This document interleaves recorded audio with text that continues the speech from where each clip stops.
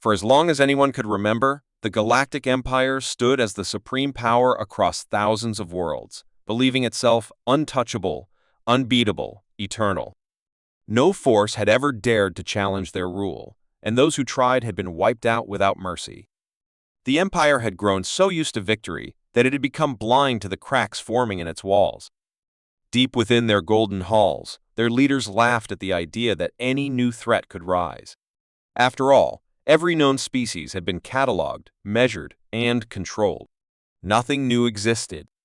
The last serious threat had been crushed 2 centuries ago, and now the Empire's attention had shifted towards internal politics and lavish celebrations rather than defense.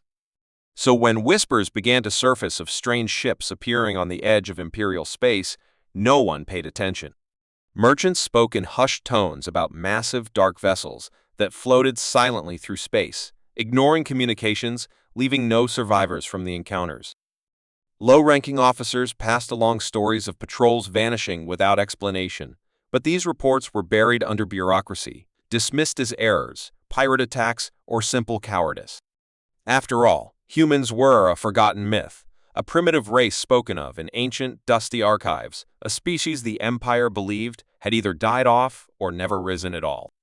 Among the stars, the Empire's patrol fleets continued their routines, oblivious to the storm quietly building beyond the known sectors. Admiral Vrotal, a decorated war veteran, was among the first to see signs that something was terribly wrong. His fleet, 20 strong and equipped with the finest Imperial weapons, responded to a distress call from a mining colony. What they found was not a pirate raid, nor a natural disaster. Instead, they found silence eerie, unnatural silence. The colony was gone, its buildings reduced to ash, its defenses twisted and melted. In the distance, sensors picked up something enormous, slowly moving against the stars. It was a ship unlike anything the Empire had ever encountered. Rectangular, brutally functional, covered in thick plating, with weapons arrays so vast they seemed to turn the very void around them into a death trap. The Empire's flagship, proud and gleaming, opened communications, but received no answer. Instead, without warning, a single blast erupted from the human ship, and the Empire's flagship simply ceased to exist. No shields, no alarms, no heroic final moments, just instant, absolute destruction. Panic gripped the Imperial fleet, but their training held. Orders were barked, formations were made, weapons were charged, but it was already too late. The human ship moved with a kind of cold precision that was terrifying to watch. It didn't fire wildly. Every shot was deliberate, each beam slicing through Imperial cruisers as if they were made of paper. The Empire's best technology could barely scratch the thick armor of the human vessel. Desperate, Admiral Vrotal ordered a retreat, but retreat was meaningless when faced with such power.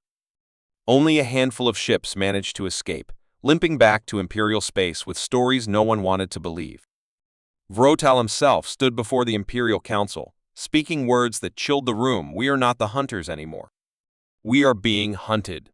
Still, the Empire's arrogance ran deep. Councils debated endlessly.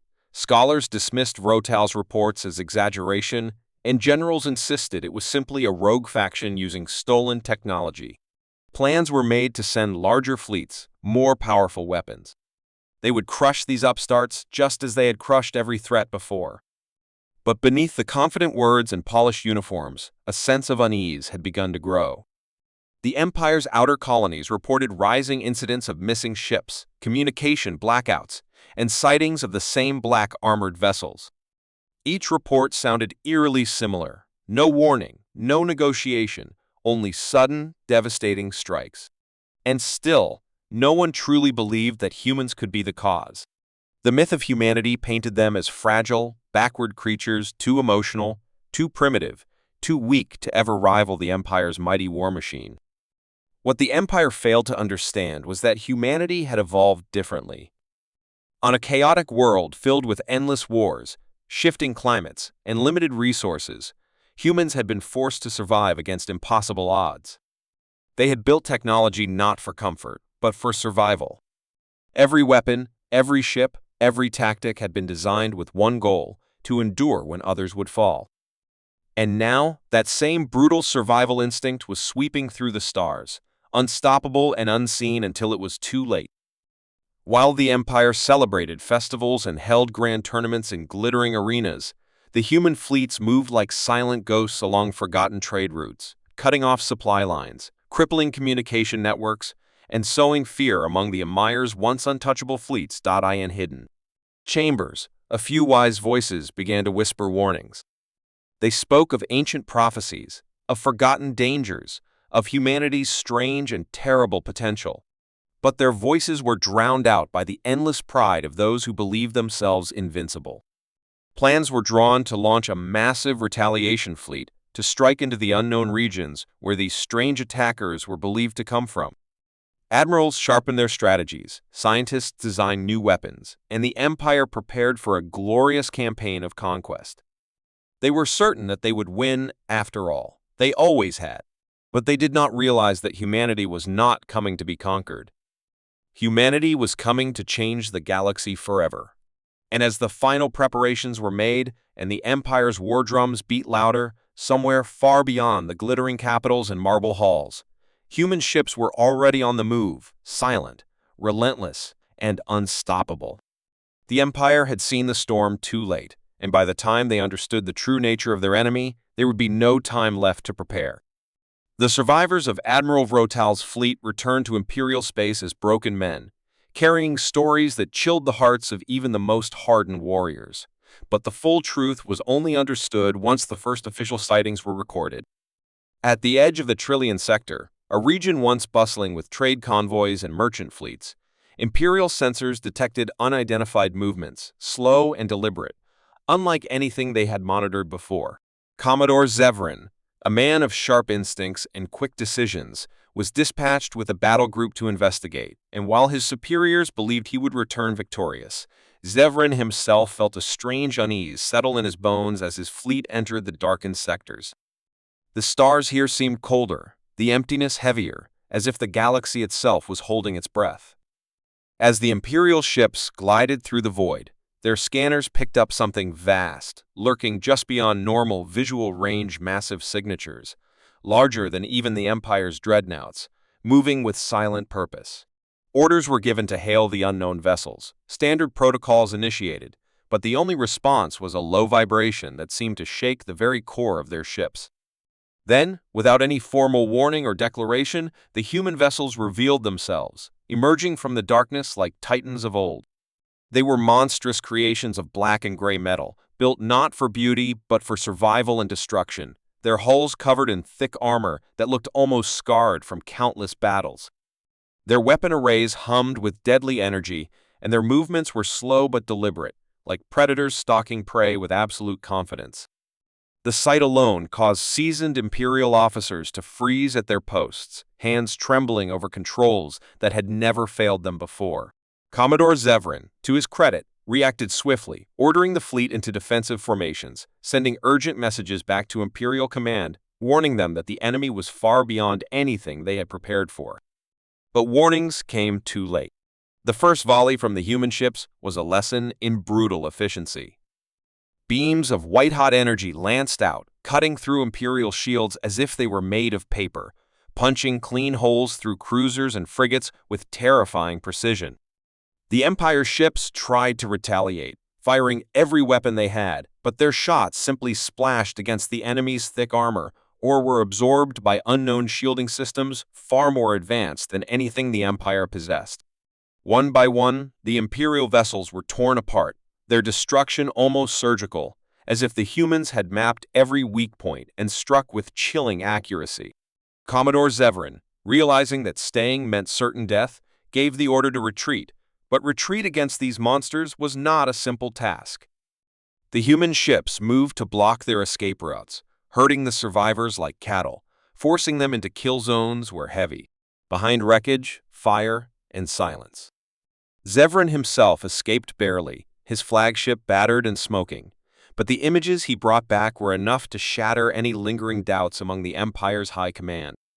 Now there was proof, cold, brutal, undeniable proof that something terrible had risen in the galaxy, and it wore the forgotten face of humanity. Panic rippled through the highest echelons of power. Secret meetings were called in hidden chambers, and questions once laughed at were now asked in hushed, fearful tones. How had humans achieved this level of technology? Where had they been hiding all these centuries? And most importantly, why were they here now? Even the emperor, a figure cloaked in arrogance and tradition, began to sense the shifting winds. Advisors brought him reports, sensor images, and testimonies from survivors, and though he spoke bravely to the public, promising swift victory and justice, in private he demanded new strategies, new weapons, anything that could stand against the dark tide that was approaching. Scientists and engineers worked around the clock, analyzing every scrap of data from the encounters, but what they found only deepened the fear. The human ships were designed differently, built for resilience over speed, firepower over elegance. They bore scars from countless battles, yet remained fully operational. Their systems were layered and redundant, making them almost impossible to disable with a single shot. Worst of all, their crews displayed a terrifying unity and discipline, responding to every situation with calm, ruthless precision, as if they had fought 1,000 wars in preparation for this moment. In the outer colonies, fear began to take root. Trade routes grew quiet, mining stations sent desperate requests for protection, and distant governors reported strange sightings, glimpses of massive ships drifting silently through the dark, always just out of range, watching. Entire sectors seemed to fall into silence overnight, as if swallowed by the void. Merchant guilds began to abandon their routes, leaving vital supplies undelivered. Border worlds spoke of entire fleets disappearing without a trace. Children whispered of shadow ships that could appear and vanish at will, and even seasoned spacers began refusing to venture into the darker parts of the galaxy. The Empire's once flawless control began to falter, cracks appearing in the grand illusion of invincibility. And through it all, the human ships continued to move, unstoppable and inevitable, like a coming storm that no one could escape. They did not speak. They did not negotiate. They did not leave survivors when it suited them. They simply advanced, cutting deeper into Imperial territory with each passing day.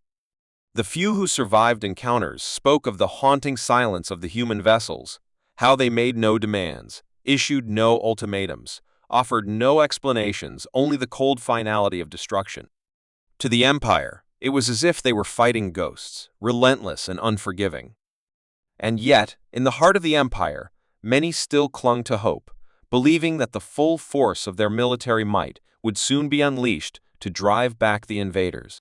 But deep within the ranks, among those who had seen the black ships with their own eyes, there was a growing realization that this was no ordinary enemy. The humans were not fighting for conquest, or for territory, or for wealth. They were fighting with the grim determination of survivors who had endured the worst the universe had to offer and had emerged stronger, harder, and more ruthless than anything the Empire had ever known. In the dark corners of Imperial space, far from the shining cities and golden palaces, the future was already being written in fire and blood. And the Empire, blind and arrogant, still did not truly understand what had been unleashed upon them.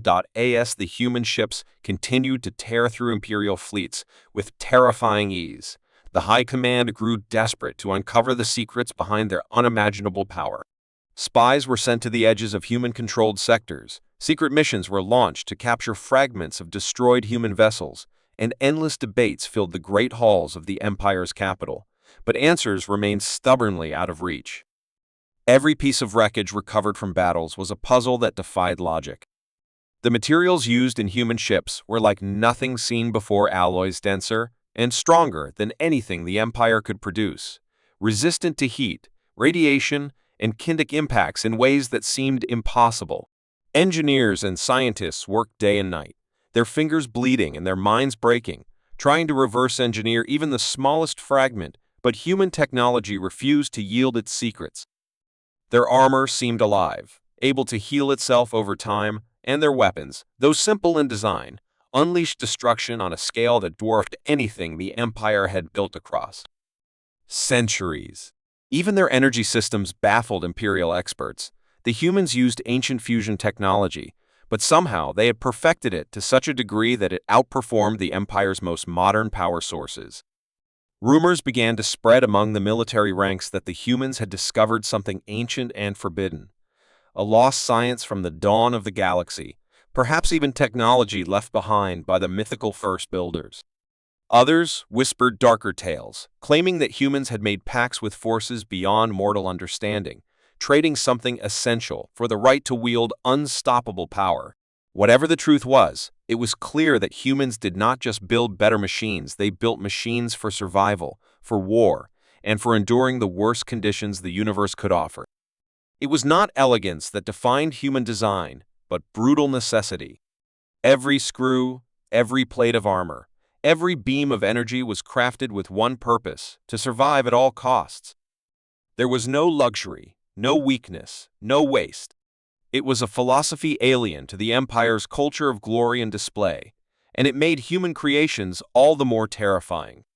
Meanwhile, Imperial scouts reported that the human ships never traveled alone. They moved in tight, disciplined packs, watching and covering each other like living organisms. When attacked, they responded not with panic or confusion, but with coordinated, ruthless counterattacks that left no room for mercy. It was clear that every human ship was commanded by a mind sharpened by hardship and war, captains who thought not of honor or promotion, but only of victory and survival. Even when outnumbered, they fought with a ferocity and cleverness that made Imperial admirals look like amateurs. Battle simulations run by Imperial strategists showed that, in almost every case, traditional Imperial tactics, the same ones that had crushed countless civilizations, failed miserably against human formations. The humans adapted too quickly, learned too fast, and struck too hard. They fought like predators who had spent generations at the bottom of the food chain and had finally evolved into something unstoppable. In secret laboratories buried deep beneath the Imperial capital, teams of scientists dissected every piece of human tech they could find.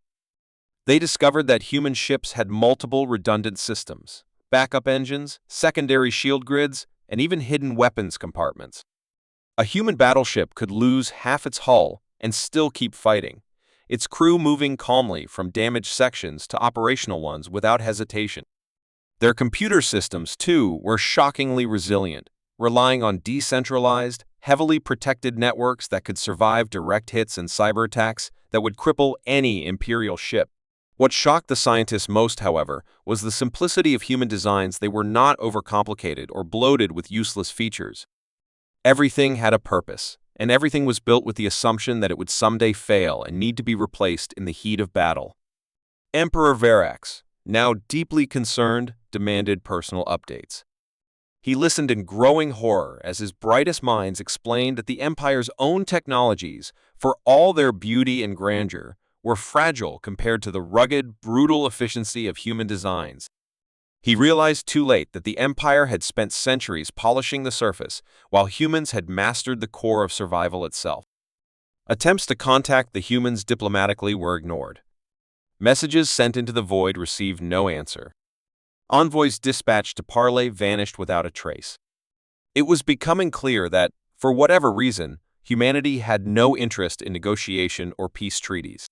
They had come with a purpose, one that the Empire was only beginning to understand, and it was not conquest. It was something far older and far more terrifying: retribution. The deeper Imperial fleets pushed into the contested zones, the stranger the findings became. In abandoned human sectors, ancient battlefields were found, littered with wreckage from battles so old that even Imperial historians had no record of them. It was as if humanity had been fighting wars among themselves long before the Empire even knew they existed, wars so brutal and intense that only the strongest had survived. These survivors had not only endured, they had thrived, forging weapons and ships that could outfight anything the galaxy had ever seen. One particularly chilling discovery was made on a ruined human colony world, where Imperial teams uncovered an ancient archive of human history. The files spoke of endless wars, planetary apocalypses, the rise and fall of countless civilizations, and the long, bloody climb back from the edge of extinction time and time again. Humanity, it seemed, had been tempered by the fires of its own destruction until nothing could break them. As this knowledge spread through the Empire's inner circles, fear turned to despair. The idea of defeating such an enemy, one that had already faced annihilation and emerged stronger, seemed almost laughable. The human fleets kept advancing, relentless and unstoppable, their black ships growing more numerous with every encounter.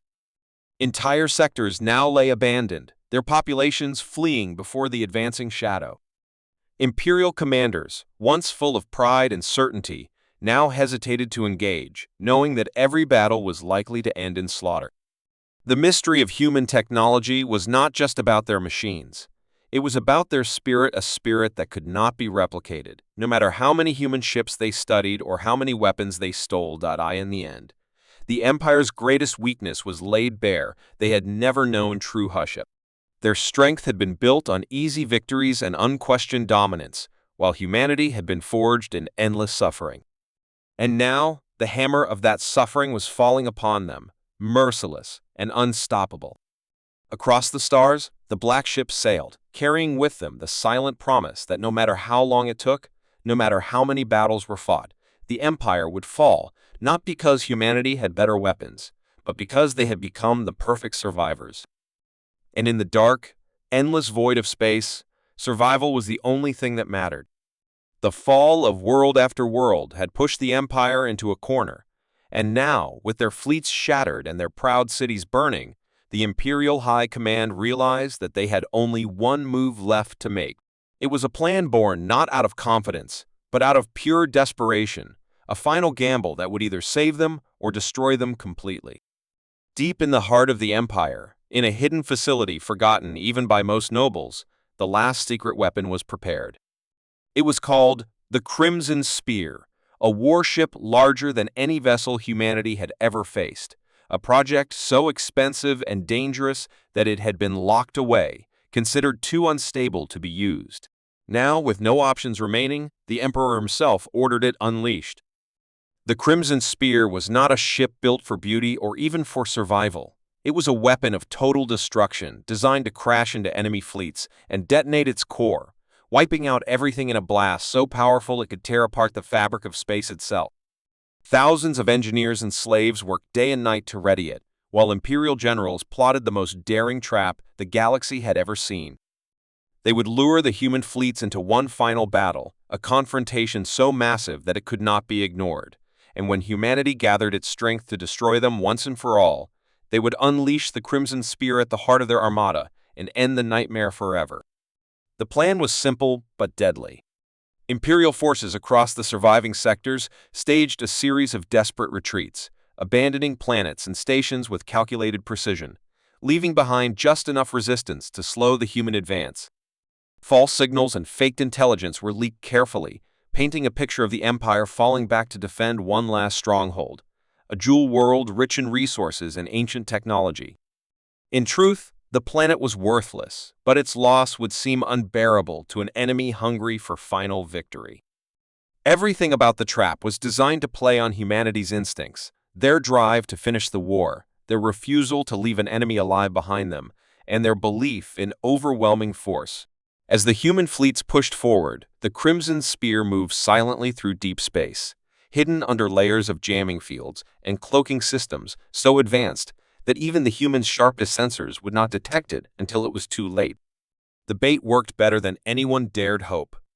Human fleets, hundreds of ships strong, gathered near the decoy world, preparing for what they believed would be the last major campaign of the war. Scouts probed the defenses and found them weak, just as the Empire intended, and orders were given for the main assault to begin. From hidden bases in nearby systems, the last Imperial ships sprang their trap, converging on the human forces in a coordinated attack unlike anything seen before in the war. At first, it seemed to the humans like another desperate stand, a final act of defiance from a broken enemy, but as the battle grew more intense, they realized something was different. The Empire was not fighting to survive anymore, they were fighting to buy time. Massive cruisers, smaller warships, and swarms of drones threw themselves at the human lines, not caring about casualties, only slowing their advance by minutes, by seconds, enough time for the Crimson Spear to reach its target. Captain Rylan, one of humanity's youngest and most brilliant commanders, was among the first to suspect something deeper was at play. Watching the chaotic but oddly coordinated attacks, he sensed the hidden hand behind the madness. He ordered scouts to search for anomalies, anything that could hint at a deeper threat. It was then, hidden far beyond the battlefield, that one of the scouts detected a faint ripple in the fabric of space, a disturbance that should not have been there. When the data reached Rylan, his blood ran cold. He recognized it instantly, a ship of impossible mass and energy moving closer, hidden until the very last moment. He had seen the ruins of worlds broken by experimental weapons during humanity's old wars, and he knew without question that whatever was coming was not meant to fight it, was meant to kill everything. Frantically, Rylan tried to warn the fleet, but the battle was already too intense, the communications channels jammed with desperate calls for reinforcements and damage reports. The humans had committed almost all their forces to the attack, and now, caught in a net of their own making, they were vulnerable in a way they had never been before. From the shadows, the Crimson Spear emerged, a black monster gleaming under distant stars, its engines burning with a crimson fire that seemed to devour the darkness itself. It was larger than anything the humans had ever seen, a moving fortress carrying a weapon so terrible that its use would tear the battlefield apart and leave nothing alive.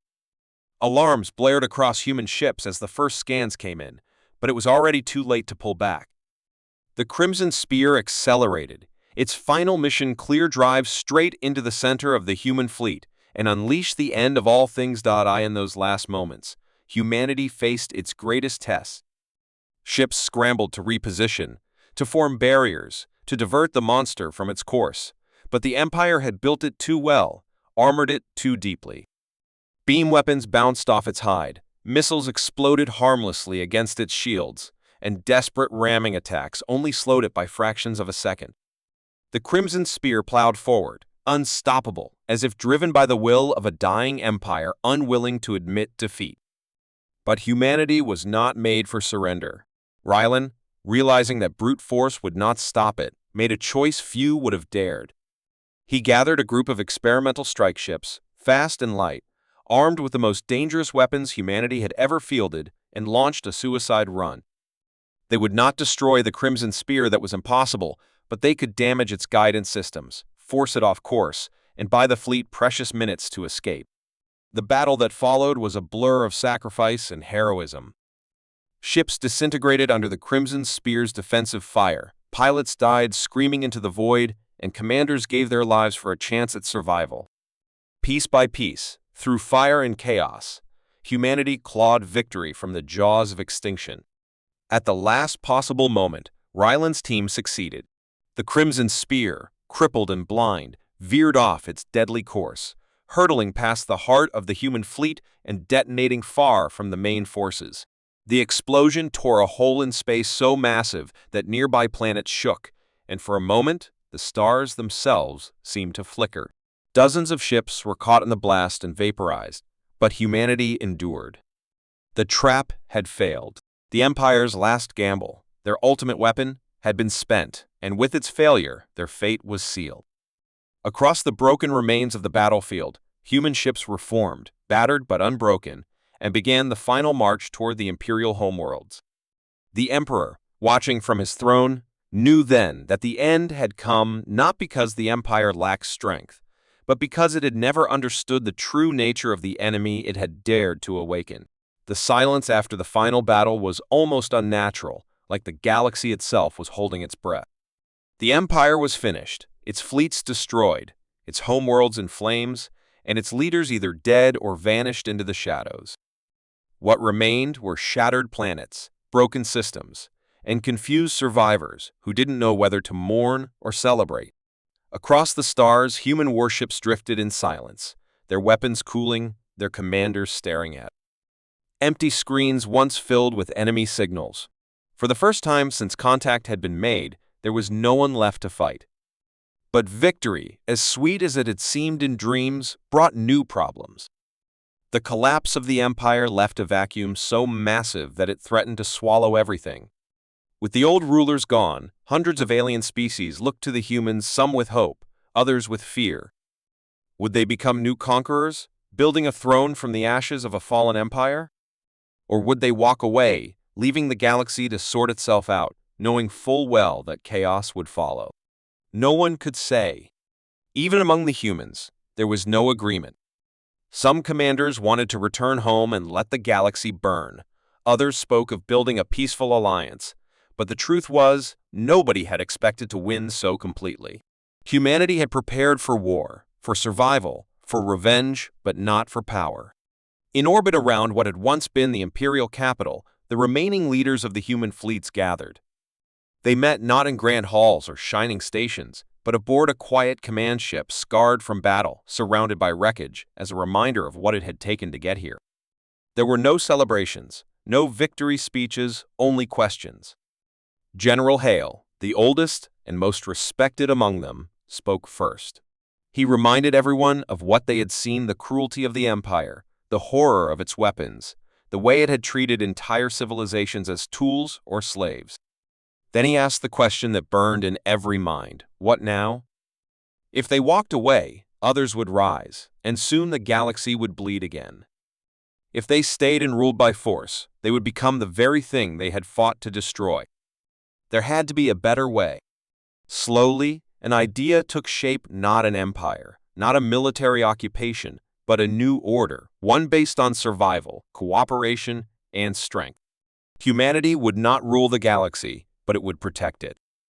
They would build a council, not of conquerors, but of survivors, leaders from the races once oppressed, voices from systems that had suffered, representatives of those who had resisted. And at the center of it, it would be a delicate balance, one that could fall apart at any moment, but it was better than returning to silence and waiting for the next war. Word spread slowly at first. Human ships visited liberated planets, not with weapons raised, but with medics, engineers, and translators. They listened to stories, helped rebuild cities, and invited the locals to send envoys. Some refused, too broken or bitter to trust again, but others saw a chance to shape the future, accepted. A year passed, then two, and the council began to grow. The old borders meant nothing. Now new alliances were formed, and trade routes reopened. Laws were written, not by one species, but by many, each voice heard, even the weakest. The galaxy was not peaceful. There were still pirates, warlords, and hidden remnants of the old empire, but it was no longer under one cruel fist. In many ways, the most surprising change was among the humans themselves. War had changed them, hardened them, but it had also shown them the cost of arrogance and blind power. They trained not just their own people, but others, sharing knowledge, teaching defense instead of domination. Human captains became advisors, their warships patrol vessels, their once feared warriors, now teachers and peacekeepers. It was not easy. There were betrayals, mistakes, and battles, but through it all, the idea of a shared future remained stronger than fear.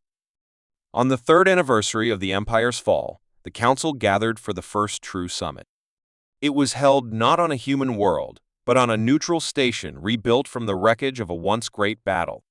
Leaders stood side by side: insectoid queens, reptilian elders, silicon-based minds, and human commanders, all equal, all survivors. And there, they signed the Accord of Stars, a document not written in the language of power, but in the spirit of unity.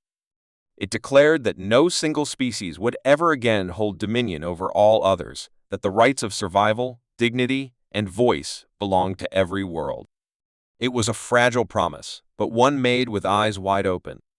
Humanity had won the war, but they chose not to wear the crown. Instead, they became something far more dangerous to tyrants: an idea.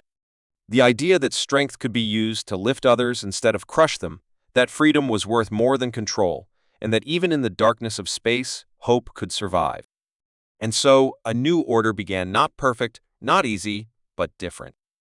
In the ruins of what had once been an empire, a future was built not with fear, but with courage. And though many still whispered warnings of the humans' might, they also remembered something else: that when the galaxy cried out for help, it was not a god or a monster who answered. It was a human.